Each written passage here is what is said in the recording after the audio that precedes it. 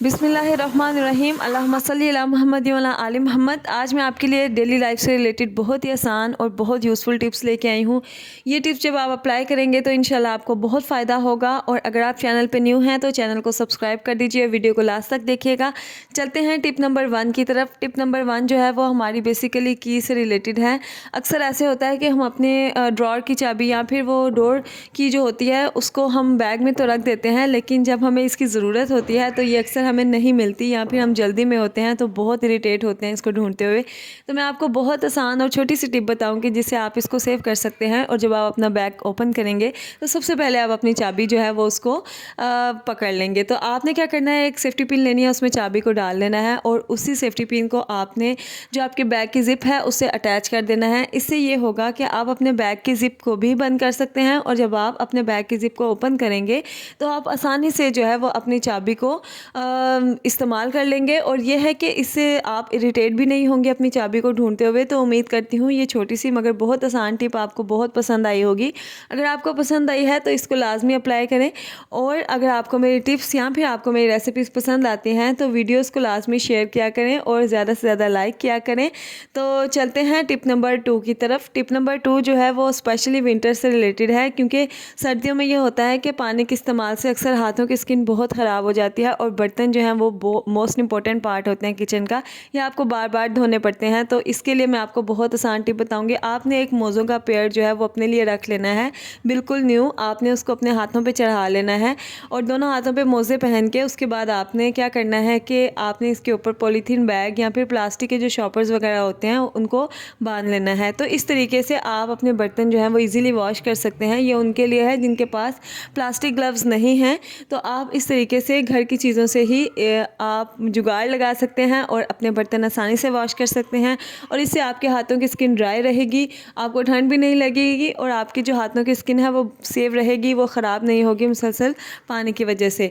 तो अब मैं आपको सॉक्स उतार के दिखा देती हूँ कि माशाल्लाह बिल्कुल मेरे हाथ जो हैं वो ड्राई हैं, किसी किस्म के ऊपर जो है वो गीले नहीं हैं। तो इस तरह से आप अपने सारे बर्तन भी वॉश कर सकते हैं और आप अपने हाथों की स्किन को फ्रेश रख सकते हैं। चलते हैं टिप नंबर 3 की तरफ।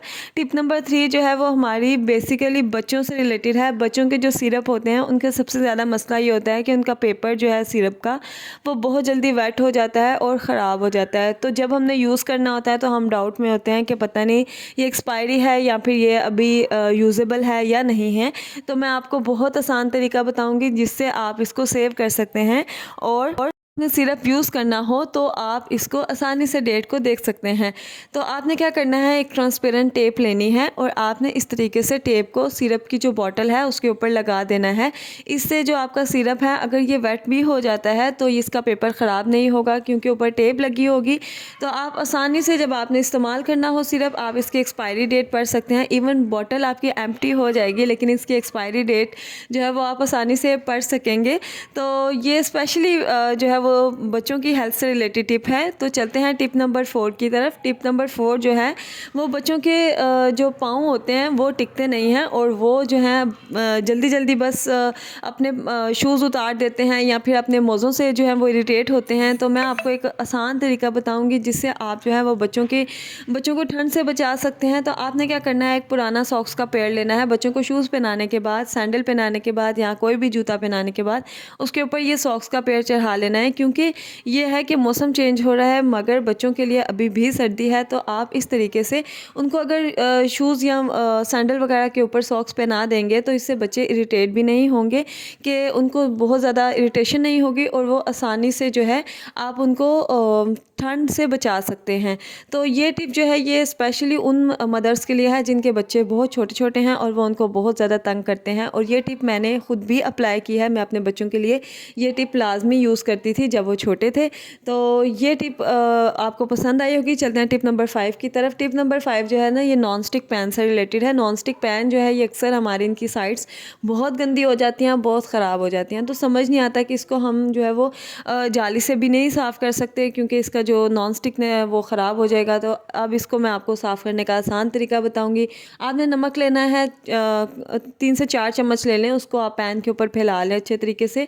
और उसके बाद आपने फ्लेम को ऑन कर लेना है। अच्छे तरीके से आपने तवे को गर्म करना है और फ्लेम को आपने ऑन रहने देना है। कोई भी आप प्याली ले लें, उसमें आप बर्फ़ जमा लें, उसमें आप एक चम्मच रख के बर्फ़ जमा लें। अब इससे फ़ायदा ये होगा कि आप इजीली बर्फ़ को जो है वो पकड़ सकते हैं, वैसे पकड़ने में मसला होता है। तो आपने फ्लेम को ऑन रहने देना है और आपने जिस तरह से मैं आपको करके दिखा रही हूँ, आपने नमक के ऊपर जो है वो बर्फ़ को लगा के इसकी साइड्स पे लगाना है। इससे ये होगा कि आहिस्ता आहिस्ता से जितनी भी इसके ऊपर जो ऑयल वगैरह जमा होता है या जो भी चीज़ें होती हैं वो साफ़ हो जाएगा और आपका नॉन स्टिक साफ़ सुथरा हो जाएगा। अब ये जो काम है ना नॉन स्टिक पैन को साफ़ करने वाला, ये बहुत ही आपने सब्र से करना है, क्योंकि इसको टाइम लगता है ज़रा इसकी साइड्स को साफ़ होने में।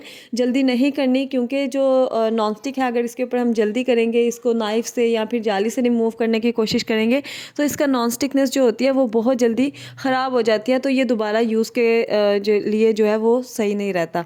तो इस तरह से अब मैं आपको दिखा देती हूँ कि ये मैंने ना अभी आधा रिमूव किया था, तो आप देख सकते हैं इसकी साइड्स काफ़ी हद तक क्लीन हो चुकी हैं। तो चलते हैं टिप नंबर 6 की तरफ। टिप नंबर 6 जो है वो बेसिकली स्किन से रिलेटेड है और ये है कि ये ना ये जो बच्चों के लिए नहीं है, जो हाउसवाइफ्स होती हैं ना, ये स्पेशली उनके लिए है, क्योंकि अक्सर ये होता है कपड़े धोने से या फिर घर की सफाइयों में पाँव की स्किन बहुत ज़्यादा ख़राब हो जाती है, स्पेशली सर्दियों में ये बहुत ख़राब हो जाती है।